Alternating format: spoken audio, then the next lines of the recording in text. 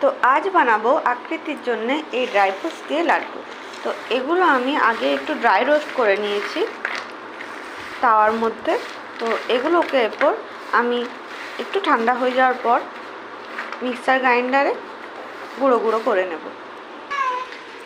আর আকৃতি এখানে চকলেটগুলো dark chocolate, এটা গ্রাইন্ড করার জন্য দিচ্ছে, তো এটাকেও আমি গুঁড়ো করে নেব। তো আমার এটা হচ্ছে ড্রাই ফ্রুটস গুঁড়োটা, এটা হচ্ছে চকলেট পাউডার, আর এটা হলো একটু খেজুর।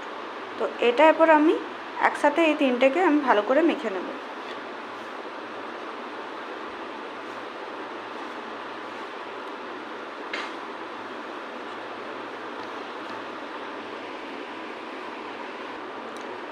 তো দেখতে পাচ্ছেন আমি এটা কতকটা মেখে নিয়েছি, এটা খেজুর দিয়ে আর চকলেট পাউডার দিয়ে, আর কতকটা রেখে দিয়েছি। এটা আমি একটু স্টোর করে রেখে দেবো কাচের কন্টেনারে, যাতেও দুধের সাথে বা কোনো হেলথ ড্রিঙ্কের সাথে একটু করে আমি মিলিয়ে দিতে পারি। তো এরপর আমি এটা দিয়ে একটা ছোট ছোট এইভাবে ছোট ছোট লাড্ডু বানিয়ে নেব।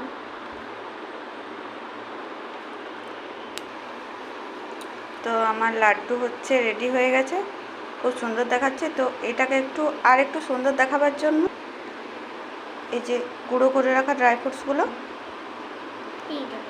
একটু উপরে ছড়িয়ে দেবো। তো এইভাবে বাচ্চাকে খাওয়াতে পারলে এটা খুবই ভালো হয়। তো আপনারা অবশ্যই বাড়িতে ট্রাই করে দেখবেন।